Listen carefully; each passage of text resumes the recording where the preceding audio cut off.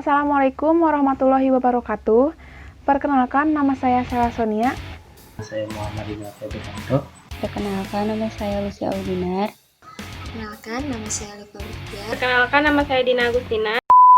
Akan mempresentasikan PowerPoint Sistem Informasi Manajemen tentang analisa pemasaran dan penjualan PT Surya Donasi.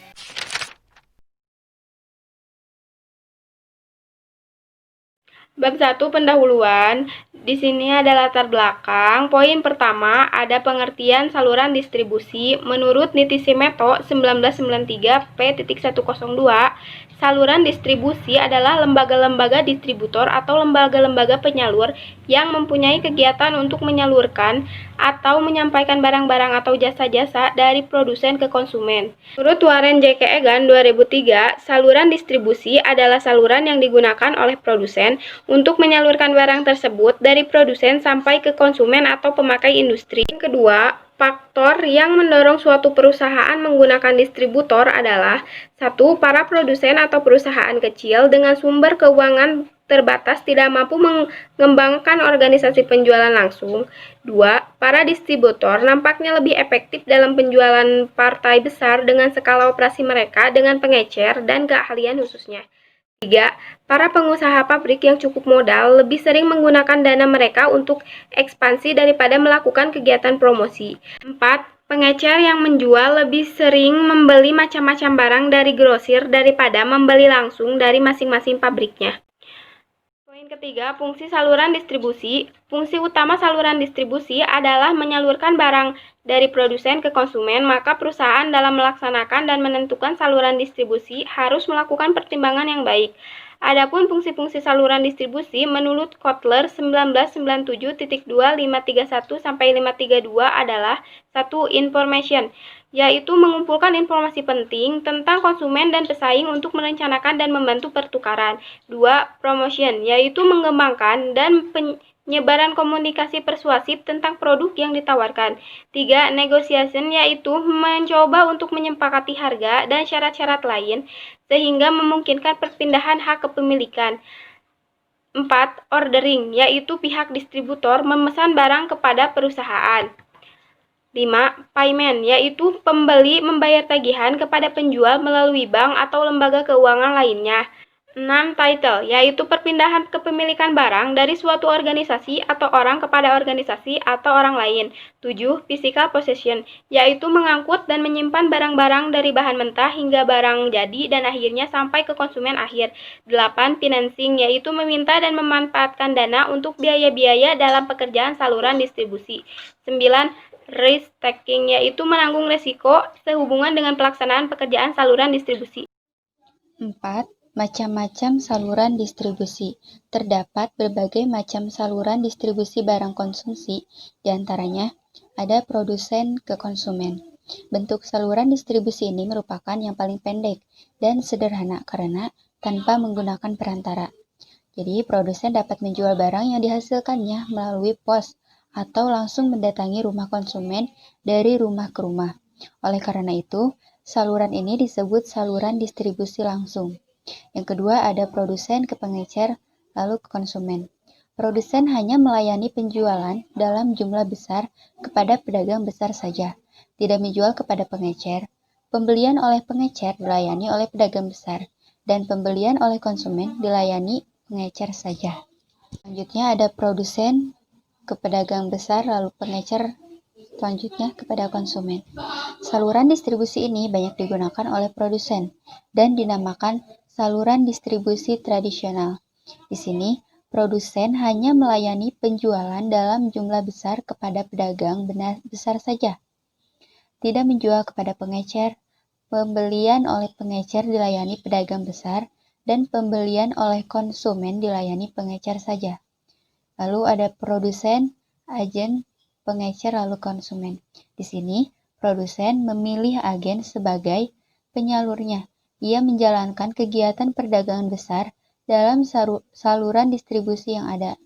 Sasaran penjualannya terutama ditujukan kepada para pengecer besar. 1.2 ada rumusan masalah. Di sini ada 3 rumusan masalah. Yang pertama, menjelaskan tentang profil perusahaan. Yang kedua, menjelaskan analisa sistem informasi perusahaan. Yang ketiga, menjelaskan analisa pemasaran dan penjualan. 1.3 Tujuan. Di sini juga mempunyai 3 tujuan. Yang pertama yaitu tujuan dari penulisan guna melengkapi dan memenuhi salah satu syarat untuk memperoleh nilai UAS ujian akhir semester mata kuliah Sistem Informasi Manajemen. Yang kedua, dengan dibuatnya makalah ini dapat membantu kita dalam memahami penganalisaan tentang perusahaan distributor di PT Surya Donasin. Yang ketiga, belajar membuat makalah tentang sistem informasi manajemen dalam materi analisa pemasaran dan penjualan di PT Surya Donasin. Ada bab 2 yaitu pembahasan.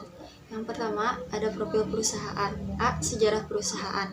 Sejarah singkat PT Surya Donasin. PT Surya Donasin berdiri pada tanggal 15 September 1978 oleh Bapak Sudirja Gunadi.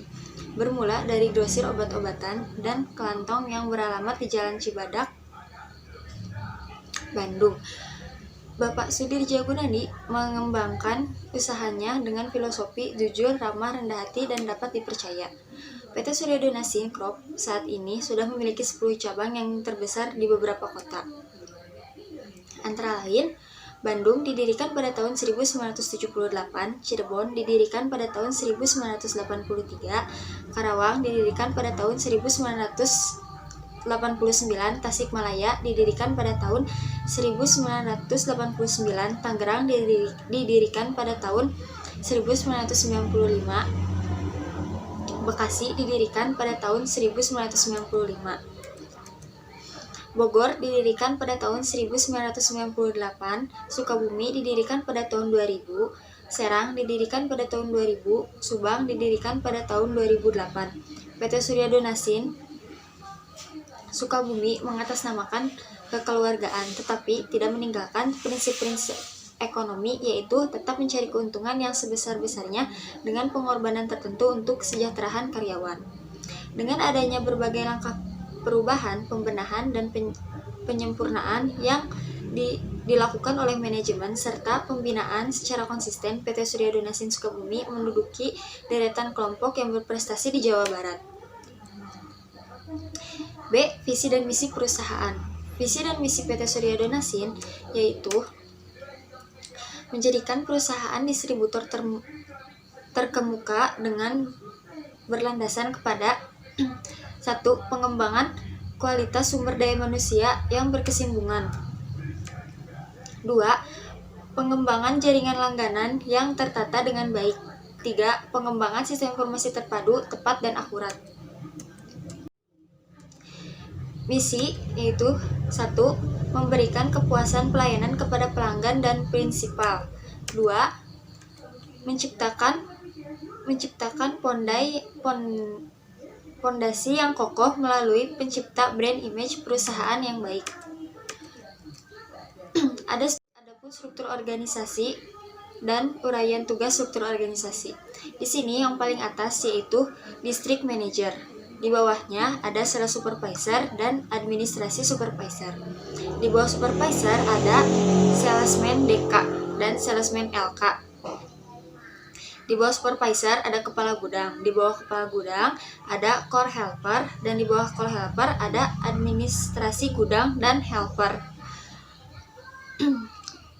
Di bawah administrasi supervisor juga ada KA ekspedisi, di bawahnya administrasi ekspedisi, helper, di bawahnya juga driver dan loper. Lalu ada koordinasi keuangan, KB atau KC, terus debitur. Selanjutnya ada core penjualan, observator, komputer, dan checker. Terus di paling bawah ada OB dan security. Tugas district manager yaitu mengawasi pekerjaan supervisor dan membuat program kerja karyawan.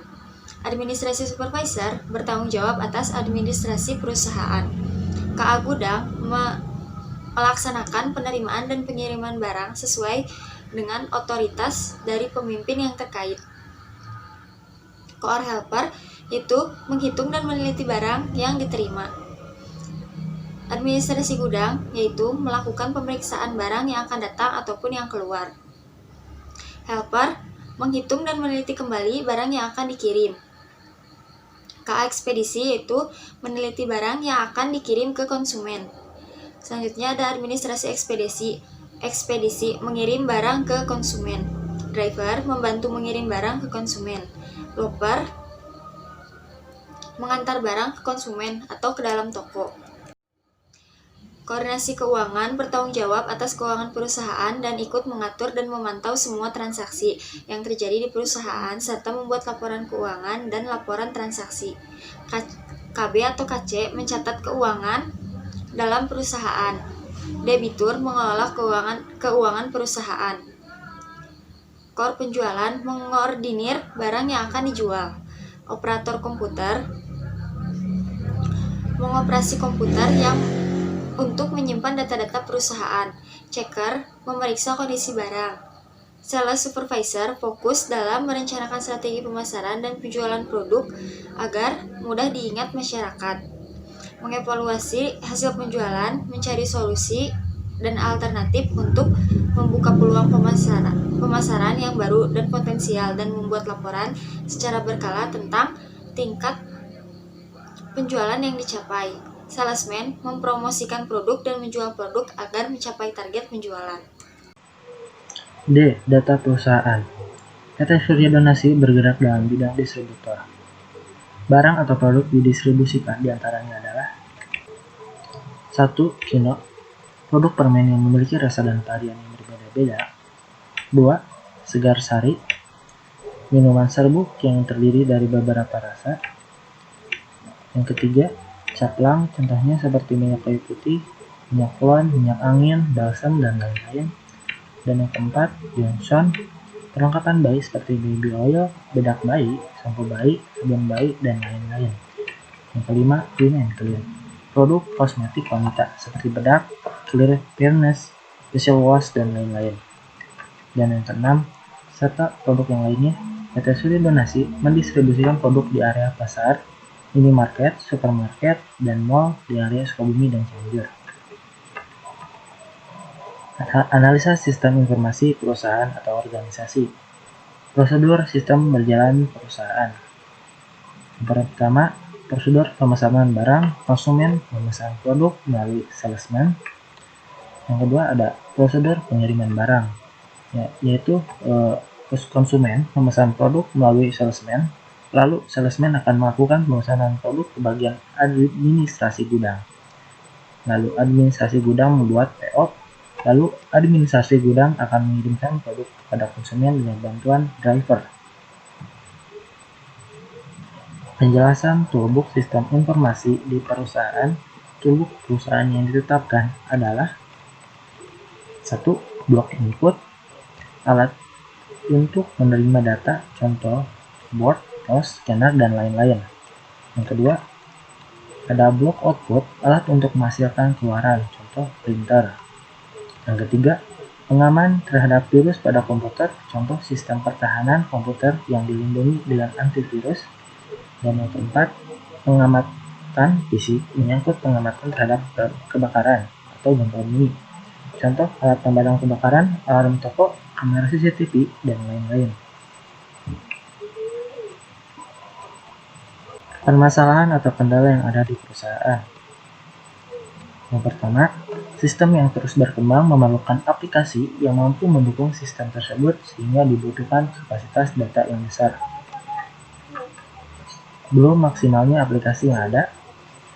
Dan yang ketiga, terjadinya kerusakan pada input dan output. Analisa pemasaran dan penjualan. Pengertian pemasaran.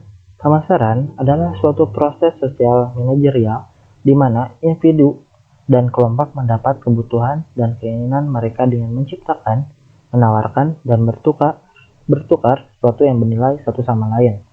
Definisi ini berdasarkan pada konsep inti, yaitu kebutuhan, keinginan, dan permintaan pasar, pemasaran, dan pemasar. Tujuan pemasaran. Sebuah perusahaan yang didirikan mempunyai tujuan utama, yaitu mencapai tingkat keuntungan tertentu. pertumbuhan perusahaan atau peningkatan pangsa pasar. Di dalam pandangan konsep pemasaran, tujuan perusahaan ini dicapai melalui keputusan konsumen. Keputusan konsumen diperoleh setelah kebutuhan dan keinginan konsumen dipenuhi melalui kegiatan pemasaran.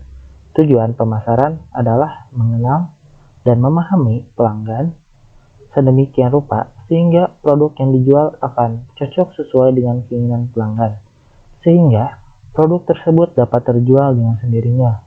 Idealnya, pemasaran menyebabkan pelanggan siap membeli sehingga yang harus dipikirkan selanjutnya adalah bagaimana membuat produk tersebut tersedia. Fungsi utama mengapa dilakukan pemasaran. Yang pertama, untuk memberikan informasi tentang produk yang dijual perusahaan. 2. Untuk mempengaruhi keputusan membeli konsumen. 3. Untuk menciptakan nilai ekonomi suatu barang. D. Pemilihan barang atau produk. Kebijaksanaan perusahaan dalam memilih produk yang akan dijual atau produk yang akan dibeli sangat berpengaruh pada volume penjualan. Pemilihan barang atau produk yang tepat untuk dipasarkan atau sesuai dengan perilaku pembeli ataupun daya beli konsumen akan menguntungkan perusahaan sehingga hasil kegiatan perusahaan yang dicapai akan dapat mempertahankan atau ditingkatkan demi kesejahteraan perusahaan. Yang penting di sini adalah bagaimana cara mengantisipasi masalah-masalah yang mungkin dihadapi perusahaan karena terjadi proses tahapan siklus kehidupan barang. Siklus kehidupan barang ini akan selalu terjadi di mana pada suatu saat jika produk tersebut sudah mencapai tahap kejenuhan akan mengalami penurunan penjualan yang berarti juga terjadinya turunnya tingkat pendapatan perusahaan. Oleh karena itu, sebelum perusahaan terlambat dalam mengatasi perjalanan produk dalam siklus kehidupan produk, maka tindakan yang harus dilakukan adalah strategi apa yang akan dilakukan atau kebijaksanaan apa yang akan dilakukan agar semua produk tersebut sudah tidak laku lagi, perusahaan sudah menyiapkan produk baru sebagai pengganti atau strategi baru. Berikutnya ada siklus penjualan produk. Yang pertama, memperkenalkan produk. Jika barang yang dipasarkan benar-benar baru atau masyarakat belum tahu atau belum mengenalnya, kami perlu memperkenalkan barang tersebut pada masyarakat melalui penyampaian informasi atau bisa disebut dengan kegiatan promosi. Kelebihannya dibandingkan dengan produk sejenis atau bagaimana kegunaannya bagi konsumen. Memperkenalkan produk ini biasanya memerlukan ongkos promosi yang sangat tinggi, sedangkan hasil penjualan masih berjumlah sedikit dalam memberikan tambahan pendapatan produsen. Tujuan utama promosi di sini adalah agar konsumen tahu dan mengenal dengan baik produk baru dan mulai menyukainya. Yang kedua, ada pertumbuhan produk. Pertumbuhan ini ditunjukkan dengan meningkatkan volume penjualan dengan cepat karena produk sudah menempatkan pada segmen pasar yang sesuai. Usaha yang dilakukan dalam tahap ini adalah menurunkan kegiatan promosinya untuk diganti dengan memperluas dan meningkatkan distribusi ke daerah-daerah atau lokasi-lokasi segmen pasar yang belum sama sekali dimasuki atau belum sama sekali ada kegiatan promosi. Jadi digantikan dengan persaingan harga dengan perusahaan pesaing. Selanjutnya yang ketiga, di sini ada kejenuhan. Tahap kejenuhan merupakan titik puncak perusahaan yang ditunjukkan dalam peningkatan volume penjualan yang sangat tinggi. Pada tahap ini, produk sudah dikenal dengan baik oleh konsumen, sehingga usaha promosi amat sedikit peranannya dalam meningkatkan atau menambah volume penjualan. Tambahan volume penjualan sudah dilakukan, sedangkan bagian pasar yang kita kuasai sudah banyak yang dimasuki produk-produk pesaing yang sedikit demi sedikit mulai mengikis segmen pasar kita. Ditambah lagi dengan konsumen sudah mulai melirik produk sejenis lainnya yang sekiranya mempunyai keunggulan lebih banyak, atau dengan kata lain konsumen sudah mulai jenuh dengan produk yang kita jual. Selanjutnya yang keempat, penurunan. Akibat buruk perilaku konsumen tersebut menurunkan penjualan perusahaan sehingga perusahaan harus cepat-cepat mengambil kebijakan. Adapun kebijaksanaan yang akan diambil oleh perusahaan yaitu menghentikan produk-produk yang sudah tidak dapat bersaing dengan digantikan oleh barang yang benar-benar baru. dan menggantikannya dengan produk lama. Berikutnya ada strategi pemasaran. Bagaimana perusahaan mengarahkan kegiatan usahanya untuk dapat memberikan kepuasan kepada konsumen sehingga dalam jangka waktu dan jumlah produk tertentu dapat diperoleh keuntungan seperti yang diharapkan. Keberhasilan suatu perusahaan sangat ditentukan oleh ketepatan produsen dalam memberikan kepuasan kepada sasaran konsumen yang ditentukannya, di mana usaha-usaha pemasaran diarahkan kepada konsumen yang ditujukan sebagai sasaran pasarannya. Dalam hal tersebut, pemasaran menunjang perusahaan didasarkan pada konsep pemasaran untuk dapat menentukan strategi pemasaran yang mengarahkan kepada sasaran pasar yang sebenarnya. Berikutnya, di sini ada proses pemilihan strategi pemasaran membutuhkan pertimbangan cermat atas sejumlah tipe informasi. Ada 3 jenis, yaitu yang pertama, tujuan sasaran produk. Tujuan produk harus dijadikan pedoman dalam menentukan tipe dasar strategi yang dibutuhkan. Sebagai contoh, jika tujuan utama produk adalah meningkatkan volume penjualan atau pertumbuhan pangsa pasar, maka biasanya alternatif utama yang dipertimbangkan adalah strategi permintaan selektif yang berfokus pada upaya tersebut pelanggan dari pesaing atau memperluas pasar yang dilayani. Yang kedua, ada peluang pasar. Karakteristik dan besarnya peluang pasar harus ditetapkan secara jelas berdasarkan analisis pasar dan pengukuran pasar. Analisis pasar memberikan informasi mengenai siapa yang membeli bentuk produk dan siapa yang tidak membelinya, berbagai situasi penggunaan produk, dan juga situasi yang tidak menggunakan situasi. Yang terakhir di sini ada kesuksesan pasar atau market sukses. Secara supervisor harus memahami jenis keunggulan bersaing dan tingkat penggunaan pemasaran yang diperlukan untuk mencapai kesuksesan pasar. Melalui analisis persaingan, perusahaan dapat memahami siapa pesaingnya, seberapa besar tingkat intensitas pesaing yang ada, dan apa keunggulan yang harus dikembangkan dalam rangka bersaing secara selektif menghadapi para pesaing mereka langsung atau para pesaing kelas produk yang tidak langsung. Di sini ada kendala atau masalah perusahaan yang mempengaruhinya. Yang pertama, marketing. Contohnya penolakan dari konsumen, pembayaran yang sulit, banyak produk-produk pesaing, atau hal ini sangat berpengaruh pada pendapatan omset. Yang kedua, gudang. Tertukarnya varian produk sehingga adanya komplain dari konsumen. Yang ketiga, ekspedisi, yaitu kesalahan pengiriman barang. Hal ini juga menyebabkan komplain dari konsumen. Terakhir di sini penutup. Jadi kesimpulan dan saran dari semua pembahasan yaitu dari pembahasan di atas, sebaiknya perusahaan meningkatkan kinerja karyawannya agar tidak terjadi kesalahan-kesalahan yang telah disebutkan dalam pembahasan di atas. Sekian presentasi dari kami. Mohon maaf apabila ada kesalahan. Kata-kata atau dengan cara penyampaiannya, baik secara lisan atau tulisan. Wabillahi taufiq wal hidayah. Wassalamualaikum warahmatullahi wabarakatuh.